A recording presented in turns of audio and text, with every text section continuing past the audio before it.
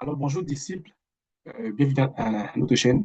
Nous continuons dans notre dynamique à la découverte de la parole. Et aujourd'hui, nous sommes dans Genèse au chapitre 5. Genèse au chapitre 5. C'est un texte où on voit beaucoup, on va voir beaucoup de généalogies qui vont se succéder depuis Adam. On va montrer Adam avec son fils, Seth, par la suite Enoch, Kenan, Mahalel, Jéred, Enoch, Methushalah, Lémec et ensuite Noé. Dans cette partie, je sais qu'elle ne sera pas très agréable à lire, mais je vous fais néanmoins remarquer quelque chose. Adam est l'homme qui a vécu le plus longtemps sur la terre. Il a vécu 930 années. Et lorsqu'on succède, lorsqu'on regarde la chronologie des choses, on voit que le nombre de jours que les hommes vivaient sur la terre ont commencé à diminuer. Ont commencé à diminuer jusqu'à Lémec, qui est de 777 années qu'il a vécu sur la terre.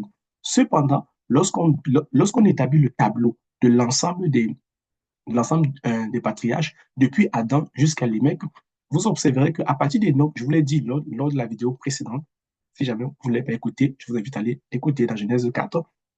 La prière a commencé avec Enoch. La prière a commencé avec Enoch. Alors, Enoch est le commencement d'un nouveau cycle.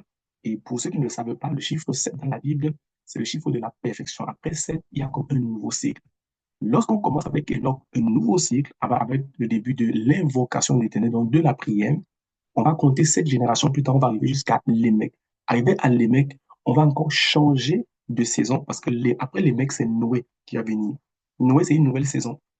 C'est une nouvelle saison qui est enclenchée dans la chronologie des affaires de Dieu. Vous verrez vraiment que Enoch, à partir de Enoch, il y a un changement. La prière est introduite et 7 générations plus tard, quand on suit la chronologie de l'ensemble des noms sont donnés jusqu'à Lémec, c'est Lémec qui va bénir Noé en disant qu'il va les consoler de la dureté du travail qu'ils ont au niveau, au niveau des champs.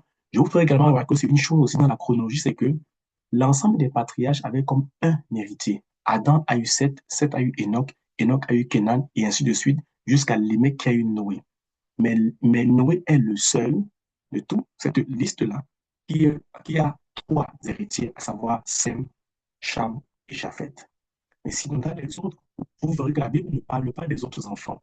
La Bible dit qu'ils ont eu des fils et des filles. Mais celui qui a été reconnu comme étant celui qui allait prendre le flambeau pour continuer l'héritage des pères était toujours une personne, à l'exception de Noé, où on voit Sem, Cham et Japheth.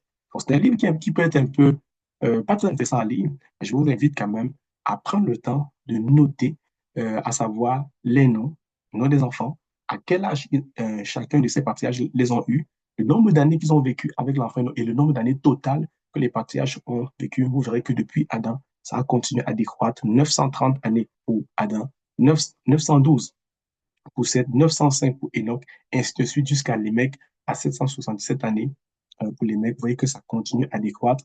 Et si, comme je vous ai dit, vous observez les saisons, vous verrez que Enoch marque le début d'une nouvelle saison, là où le nom de l'Éternel est invoqué au travers de la prière. Vous verrez également que dans l'ensemble des patriarches qui ont marché avec lui, il y a notamment Enoch. La Bible dit qu'Enoch a marché avec Dieu. C'est le seul de tous ceux-là. La Bible dit qu'il a marché avec Dieu. Lémec est le seul qui a béni de manière particulière un enfant. Le reste, il n'est pas du tout béni. Et on verra, et on verra ce que Noé fera dans les prochains chapitres. Donc voilà, c'est un chapitre vraiment intéressant qui nous enseigne qu'avec Dieu, il y a des cycles, il y a des saisons, même au niveau des générations. Donc je vous invite fortement, prenez un fichier Excel, faites-vous 4 colonnes, une colonne où vous mettez les pères et puis avec les fils, une autre colonne où vous mettez voilà, l'âge de naissance des enfants, le nombre d'années que les pères ont vécu avec les enfants, le nombre d'années total. Donc c'est juste magnifique. Je l'ai fait moi, de mon côté, mais je vous invite à le faire à nous donner une autre perspective que le Seigneur a également pour nous. Donc, disciples, mettons en action. À la prochaine vidéo. Merci.